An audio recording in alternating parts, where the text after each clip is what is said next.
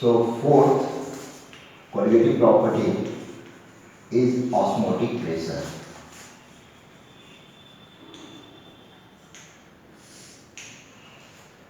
But before osmotic pressure, we will discuss about another process that is called as osmosis. Osmosis के बारे में discuss किया गया biology में. It's a biological process too. यहाँ पर लोग केमिस्ट्री में डिस्कस करेंगे. इसके लिए छोटा सा एक्सपेरिमेंट इसको समझा जाए. मिट्टी का beaker filled with 2/3 is filled with water.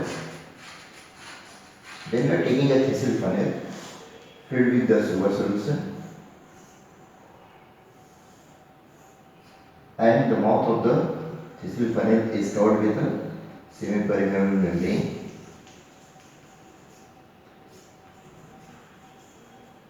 And in this one, the sugar solution is there.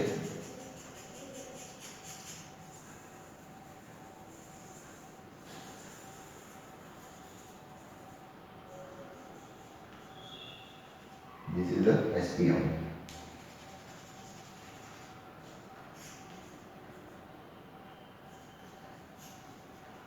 Sugar solution.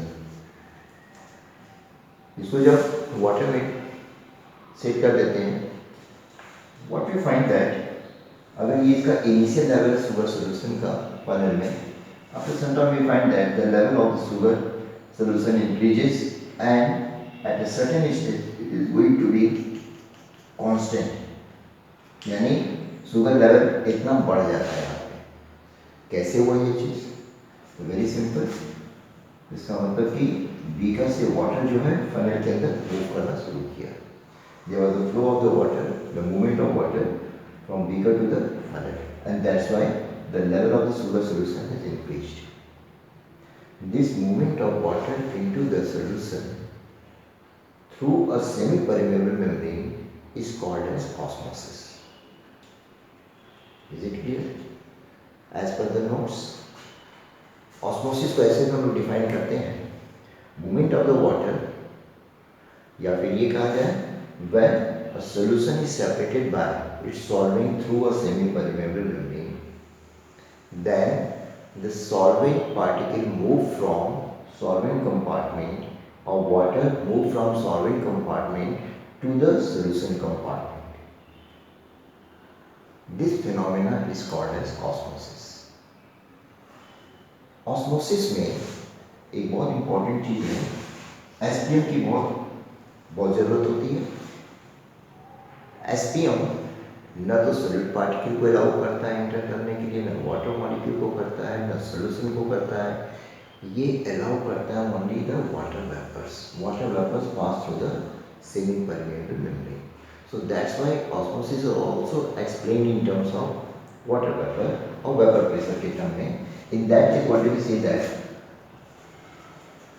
Movement of water from lower molar concentration, high vapor pressure, towards solution of higher molar concentration, that is low vapor pressure, through a semi-permeable membrane, that is osmosis. अब देखा जाए यहाँ पे lower molar concentration का मतलब क्या होगा? जिसमें सेल्यूलर पार्टिकल नहीं है या बहुत कम है, तो उसको उस सोल्यूशन को कहेंगे lower molar concentration solution. Higher molar concentration solution का मतलब जिसमें कि सेल्यूलर की क्वांटिटी बहुत ज़्यादा है, तो उसको हायर मोलर कॉन्सेंट्रेशन कहेंगे. तो इसका मतलब क्या हुआ? वाटर का movement lower to higher molar concentration की तरफ इज ऑस्मोसिस. अब दूसरे टर्म में लोअर मोलर कॉन्सेंट्रेशन है, इसका मतलब सॉल्वेंट ज़्यादा है, वाटर ज़्यादा है, तो वाटर ज़्यादा है तो उसका वेपर प्रेशर क्या होगा? हायर होगा. लोअर मोलर कॉन्सेंट्रेशन में सॉल्वेंट कम हो गया, वाटर कम हो गया, तो उसका वेपर प्रेशर भी लो होगा. सो that's why the movement will always be from higher vapor pressure to lower vapor pressure. So osmosis is the process in which the solvent, one thing, osmosis is always और the movement of the solvent is in only one direction, ये एक ही direction में होता है, यानी water का molecule हमेशा lower molar concentration to higher molar concentration की तरफ मूव करेगा. So this phenomena is called as osmosis. It is very much important. Living world में without osmosis life is not possible. Water cannot absorb water from the plant cannot absorb water from the soil, as well as in our body. हम लोग के body में भी digested food का absorption blood में नहीं हो पाएगा. और भी बहुत सी चीज़ें हैं जो कि लिविंग वर्ल्ड में होती है based upon the osmosis. It is very much important. Osmosis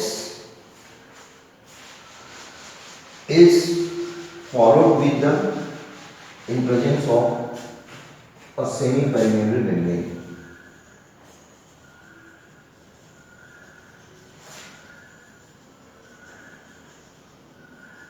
जिसको कि शॉर्ट में SPM लिखा जाता है.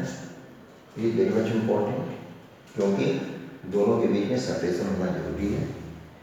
SPM कई तरह की होती है. Generally cellophane, parchment paper,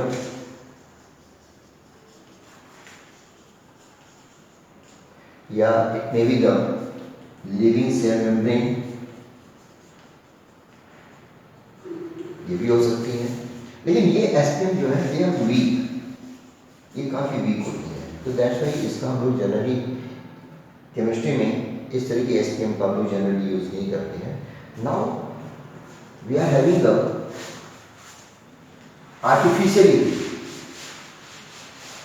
artificially prepared inorganic SPM, that is cupric ferrocyanide. ये इसकी SPM जो है ये बहुत ही स्ट्रॉन्ग होती है and one of the best example of the SPM जिसको कि आजकल लोग यूज करते हैं. This is CO2 FeCl6. That is written in the notes में लिखा हुआ है, आप लोग उसको देखते रहिए.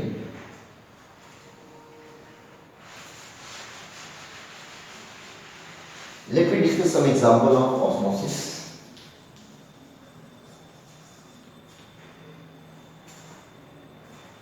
जितने भी अचार मुरब्बे बनते हैं, अभी आम का सीजन आ रहा है, आम के अचार बनेंगे, तो क्या किया जाता है?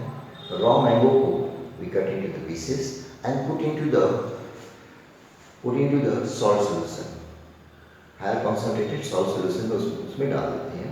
What we find that after some time mango pieces जो होते हैं वो श्रिवल कर जाते हैं, कन्वर्टिंग टू द पिकल्स. कैसे हुआ? It only because of the osmosis. यानी वाटर जो होता है that start to move into the pickles to make them highly soft. Similarly wilted flower, मुरझाए हुए फूल को जब हम फ्रेश वाटर में रख देते हैं तो क्या होता है? वो फिर से फ्रेश हो जाते हैं, फिर से वो खिल जाते हैं. It is only because of the osmosis. आजकल देखते हैं कैरेट, आपने देखा होगा, गाजर 2-3 दिन तक अगर इसी तरह से रख देते हैं तो वो बहुत ही लूज हो जाती है, लिंक हो जाती है. It is only because of the loss of water to the atmosphere. उसमें से वाटर लॉस होता है. लेकिन उसी कैरेट को जब हम लोग फ्रेश वाटर में डालते हैं then it becomes फ्रेश हो जाती है. तो all these are the example of the osmosis. इसका एक और बेस्ट एग्जांपल समझने के लिए, जैसा कि डायग्राम बनाए हुए हैं नोट्स में, डायग्राम बना हुआ है. If we are taking 3 eggs of same size के 3 eggs लिए हैं,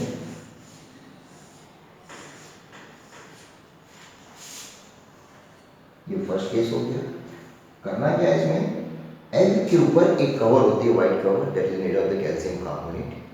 उस एग को यदि हम लोग HCl सोल्यूशन में प्लेस करें तो कैल्शियम कार्बोनेट की कवर जो वो धीरे धीरे डिजॉल्व हो जाती है and we are getting the egg without covering. But उसके अंदर का कंटेंट बाहर नहीं आ पाता है because still there is a membrane around the egg जो कि उसको बाहर नहीं आने देती है. उस एग को पहले में रखती है, सेकेंड वाले में, इन सब में वाटर में, और एक में सॉल्ट सोल्यूशन.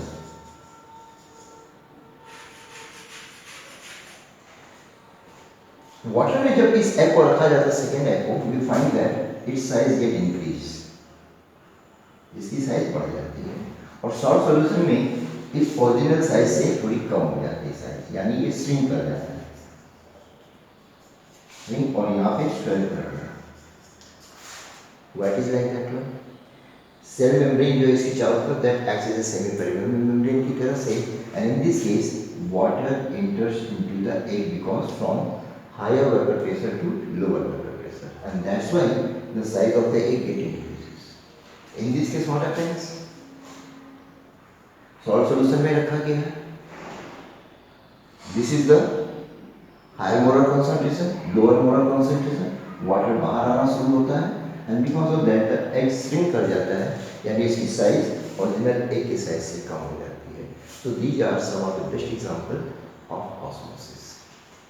ऑस्मोसिस डिस्कस कर लेने के बाद नाउ अब हम लोग आएंगे, जो हम लोगों को डिस्कस करना है, that is osmotic pressure, colligative property, last colligative property. इसी डायग्राम को फिर से एक बार यहाँ पे जल्दी से ड्रॉ करते हैं।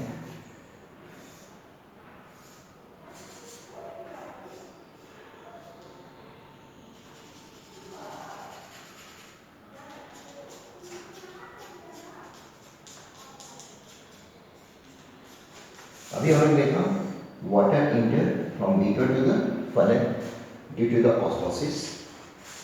इनिशियल लेवल ये है, वाटर इंटर करने से शुगर सॉल्यूशन का लेवल यहाँ तक राइज कर गया और यहाँ पे आके रुक गया। Means the osmosis is not a continuous process, in this case it is not a continuous process. What happens after some time the flow of the water into the funnel stops. Why it is like that? So what happens, because the water column in the funnel has increased from this initial level to this level, इतना water column यहाँ पे increase कर दिया।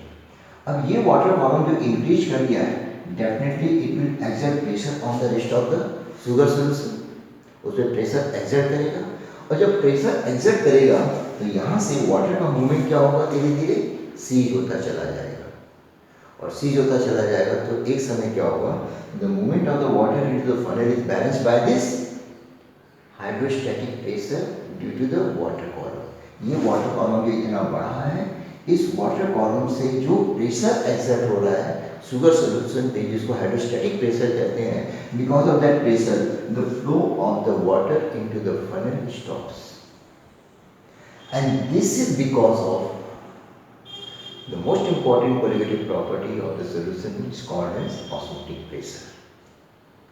ये चीज समझ में आया? ये जो प्रेशर हाइड्रोस्टैटिक प्रेशर अप्लाई हो रहा है,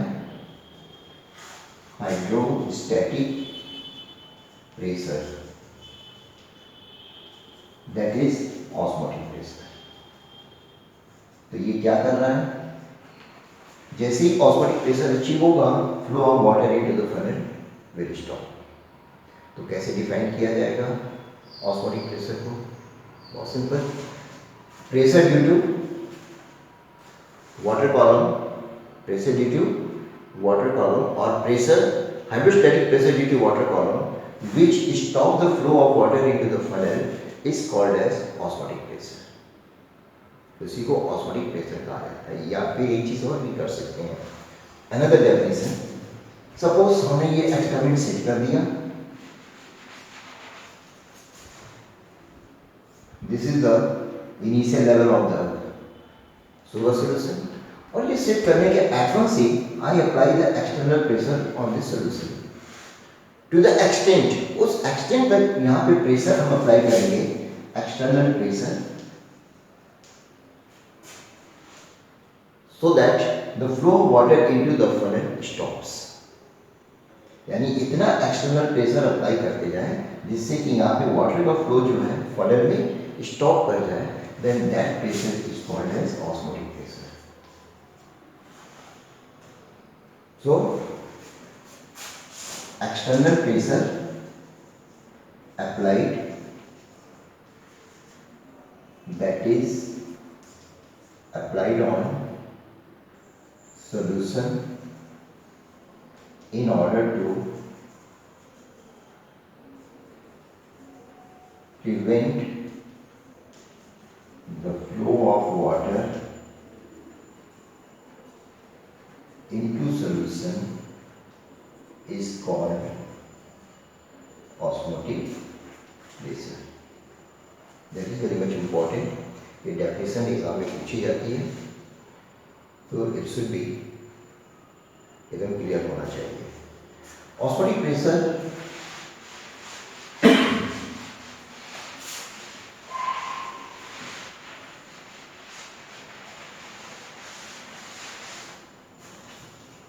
इसका मतलब ऑस्मोसिस प्रोसेस तभी तक होती है जब तक कि ऑस्मोटिक प्रेशर अचीव नहीं होता है. जैसे ही ऑस्मोटिक प्रेशर अचीव हो जाएगा, flow of water into the solution will stop.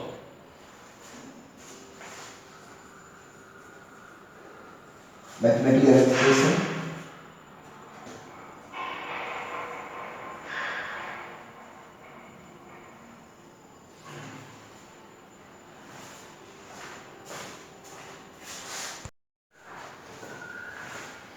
Now let's see mathematical expression for osmotic pressure. Like other colligative property for osmotic pressure also it was experimentally proved that osmotic pressure को पाई से represent किया जाता है. Mathematical symbol pi, but doesn't mean that pi is equal to 22/7. That value is not there, 3.14.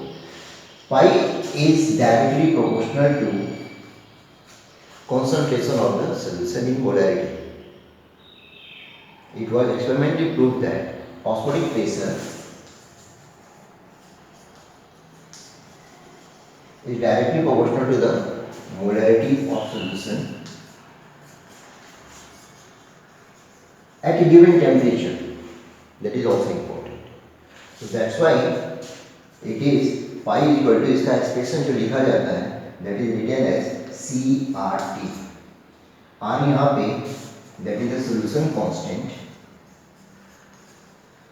Its value is similar to the gas constant जो कि 11th में किया हुआ है state of the matter में. Solution constant C को यहाँ पे हम लोग M की जगह C कर देते हैं. That is the concentration in molarity. Concentration and T is the temperature. So this is the mathematical expression for osmotic pressure, that pi is equal to CRT, that is concentration in molarity. बाकी दो qualitative property में molarity हम लोगों ने use किया था, याद रखिएगा, टेक केयर ऑफ इट. यहाँ पे मोलैरिटी का यूज किया जाता है into solution constant into temperature. That is expression for osmotic pressure. अब इस एक्सप्रेशन को हम लोग और एक्सटेंड कर सकते हैं. Pi is equal to concentration की डेफिनेशन क्या होती है, नंबर ऑफ, या फिर मोलैरिटी की डेफिनेशन क्या होती है, number of moles of solute dissolve in unit volume of solution in litre. That is the concentration of molarity and further multiply by R into P. अब अगर इस V को इससे मल्टीप्लाई करें तो what shall we get? Pi V is equal to nRT. ये हमें दूसरा एक्सप्रेशन मिल जाता है और ऑस्मोटिक प्रेशर के लिए. इसी में यदि हम लोग n को चेंज कर दें, n is equal to number of moles of solute is equal to mass of solute divided by molar mass of the solute, that is 5V is equal to W by M into R into T.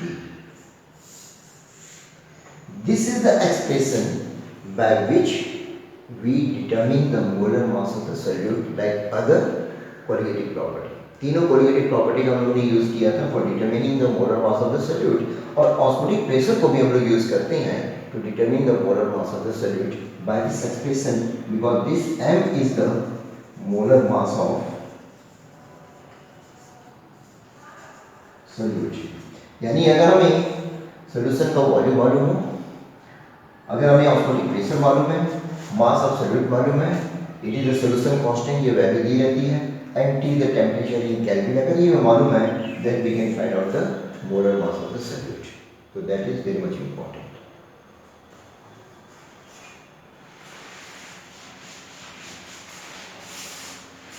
Unit of R बहुत important है।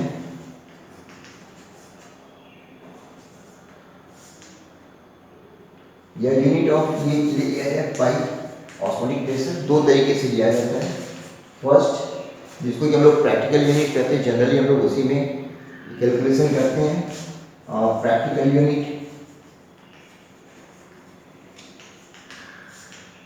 Unit में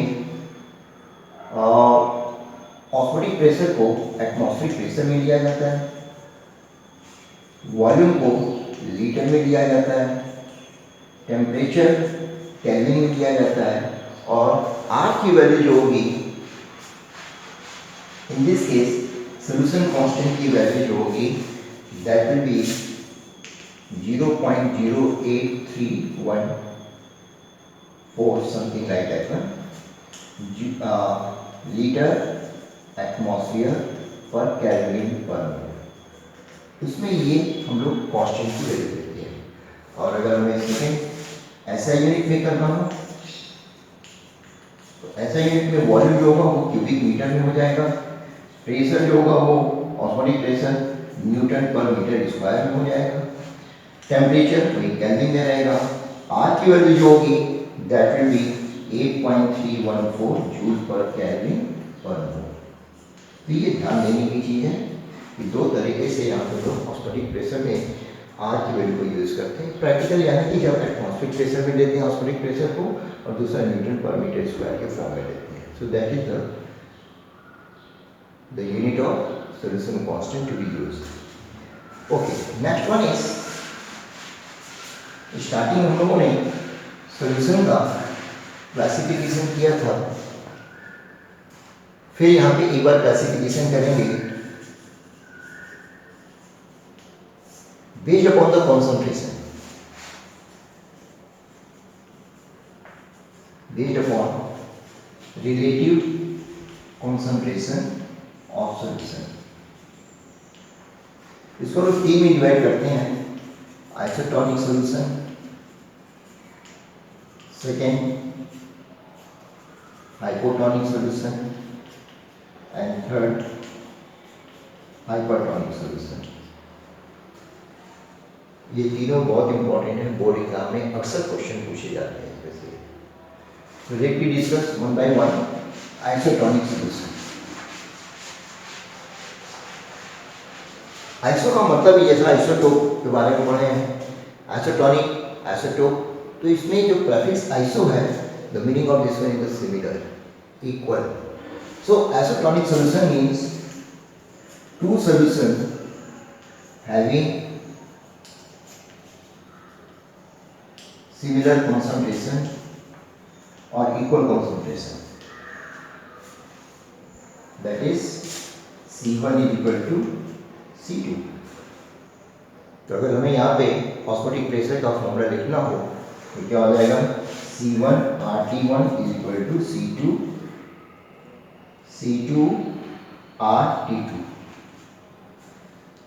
अगर इसको further हम लोग करना चाहें तो C इक्वल टू कॉन्सेंट्रेशन हो गया, that is N1 by W1 RT1 is equal to N2 by W2 R into T,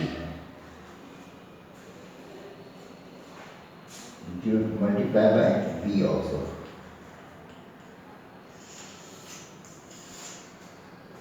So the solution, दूसरी तरह से हम लोग ये भी कह सकते हैं two solution having same osmotic pressure, जिनका ऑस्मोटिक प्रेशर सेम होगा उनको हम आइसोटोनिक सॉल्यूशन कहेंगे, या फिर ऐसे दो सॉल्यूशन जिनका कॉन्सेंट्रेशन इक्वल होगा उसको भी हम लोग ऑस्मोटिक आइसोटोनिक सॉल्यूशन कहेंगे। आइसोटोनिक सॉल्यूशन का best example is our blood.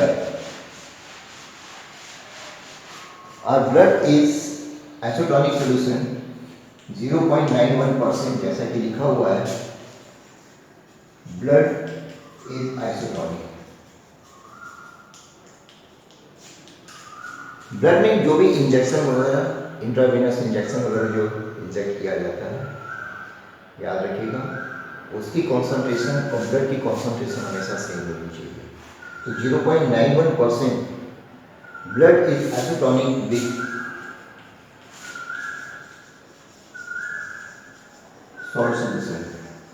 To be injected. अगर ये मेंटेन नहीं किया जाएगा तो what would happen? Osmosis process से या तो ब्लड सेल्स जो होती है जिसको आरबीसी कहते हैं, रेड ब्लड कार्पस्कल्स कहते हैं, या तो उससे वाटर बाहर आना शुरू हो जाएगा। अगर कॉन्सेंट्रेशन इसकी ज़्यादा होगी तो आरबीसी क्या हो जाएंगी? स्टिक हो जाएंगी, चपक जाएंगी, पॉपुलेट कर जाएंगी, डेथ हो। और अगर आरबीसी में अगर वाटर इंटर करने लगा तो स्वेल करके वो बस्ट कर जाएंगे। सो that's why it is very much important to maintain the concentration of the salt solution to be injected in the body. It is always, blood is always an isotonic solution. Is it clear? Now the next one is hypertonic and hypotonic. ये दोनों term को हम लोग relatively use करते हैं two solution.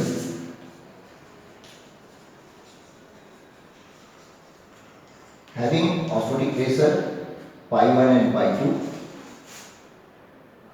and let pi 1 is greater than pi 2, when the osmotic pressure of first solution is greater than the osmotic pressure of second solution. The solution whose osmotic pressure is greater than the other solution, relatively other solution जिससे उसको compare किया जा रहा है, then that solution is called as hypertonic solution, and the other solution is called as hypotonic solution.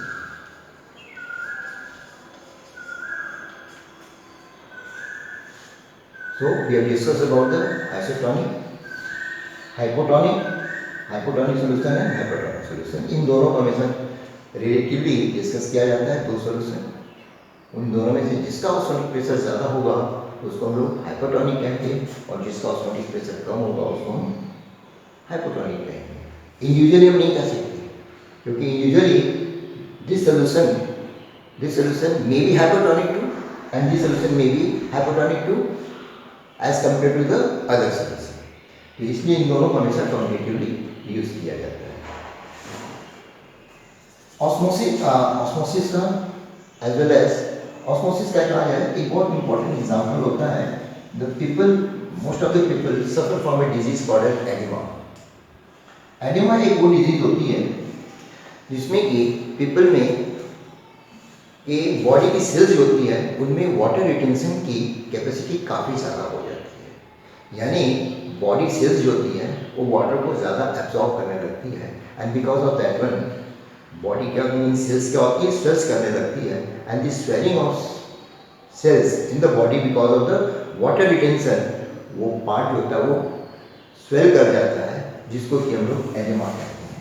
And it is only because of taking the higher salt solution या higher salt concentration अगर body में हो जाती है या food intake होता है इस तरह का, तो उस केस में ये डिजीज हो जाती है oedema. That is another very much important. Is it clear? So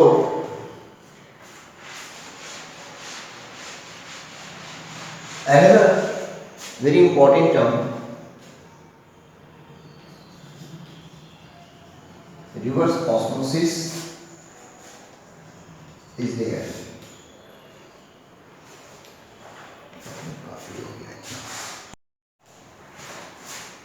So reverse osmosis is another very important term related to the osmosis. Reverse osmosis का मतलब ये हो गया ऑस्मोसिस का रिवर्स, उल्टा। ऑस्मोसिस में क्या डिस्कस किया था हम लोगों ने? Water flow towards the solution, lower molar concentration to higher molar concentration. Water हमेशा सोल्यूशन की तरफ मूव करता है, और ये मूवमेंट तब तक रहता है जब तक कि ऑस्मोटिक प्रेशर अचीव नहीं हो जाता। ये हमने डिस्कस किया। रिवर्स ऑस्मोसिस में नाम से ही है, जस्ट एकदम अपोजिट होगा। Means the movement of water, movement of solvent from solution towards the fresh solution और द सॉल्वेंट। सोल्यूशन से वाटर प्योर सॉल्वेंट की तरफ मूव करने लगेगा, that process is called as reverse osmosis. तो क्या रिवर्स ऑस्मोसिस स्पॉन्टेनियसली होती है? नॉट एट ऑल, ये अपने आप नहीं होती है।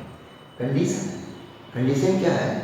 When the osmotic pressure is greater than the when the external pressure is applied which is greater than the osmotic pressure, then the reverse osmosis is achieved. यानी एक सोल्यूशन का जो भी ऑस्मोटिक प्रेशर है, अगर उस ऑस्मोटिक प्रेशर से ज़्यादा प्रेशर उस पर अप्लाई कर देंगे तो वहाँ पे रिवर्स ऑस्मोसिस प्रोसेस शुरू हो जाएगी. जस्ट फॉर एग्जांपल,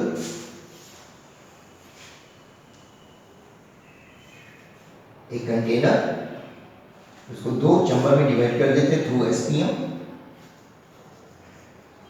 एक में हम लोगों ने ले लिया फ्रेश वाटर और एक में ले लें highly concentrated water, for example sea water, जिसमें की सॉल्ट कंटेंट बहुत ज़्यादा होती है, कॉन्सेंट्रेटेड है, higher molar concentration, lower molar concentration. अब यहाँ पे एक्सटर्नल प्रेशर अप्लाई किया जाए. अब ये एक्सटर्नल प्रेशर जो है, external pressure is greater than osmotic pressure अगर कर दिया जाए तो उस केस में अभी तक हम लोगों ने देखा था कि फ्रेश वाटर सोल्यूशन की तरफ मूव करता है, लेकिन when the pressure, external pressure is greater than the osmotic pressure, तब सी वाटर जो वाटर जो है ये फ्रेश वाटर की तरफ मूव करने लगेगा. अगर एक यहाँ पर लोग आउटलेट बना दें तो we can get the fresh water from the sea water, and this process is called as desalination of water. Desalination of seawater. So that is the reverse osmosis. Reverse osmosis means external pressure applied over the solution is greater than the osmotic pressure. Under that condition, the water starts to flow from higher molar concentration solution to the lower molar concentration. यानी सी water से water जो होगा, fresh water जो होगा, इधर move करने लगेगा.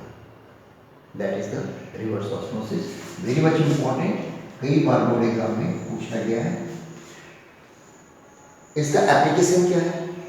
Particularly Arabian countries जो है, जहाँ पे कि अंडरग्राउंड ऑयल है, वाटर नहीं है, वहाँ पे कहीं भी अगर ड्रिलिंग की जाती है तो ऑयल मिलता है, वाटर नहीं मिलता. हम लोग क्या क्या है, हम लोग की कंट्री में ड्रिल करते हैं तो ऑयल नहीं मिलता, वाटर ज़्यादा मिलता है हम लोग को. तो लोग को वाटर की सप्लाई कहाँ से होगी? तेल तो यूज नहीं करेंगे for drinking point of view. तो उस केस में they get the fresh water from the sea water by the process of desalination of water, means by the process of reverse osmosis. Yes, one thing is very much important. In this case very huge pressure is to be applied. बहुत high pressure apply किया जाता है. So that's why sometimes this process is going to be quite dangerous too. यानी कभी कभी ये पूरा vessel जो होता है ये बस्ट भी कर जाता है. So that's why sometimes, but this is one of the most important. Water purification जो हम लोग के घरों में भी होता है, that is based upon the reverse osmosis. Water filtration से हम लोग को जो पानी मिलता है, that is based upon the same concept. Reverse osmosis पे ही होता है. So reverse osmosis is one of the very important example of osmosis. By this one, we have discussed the fourth colligative property, osmotic pressure, along with the osmosis.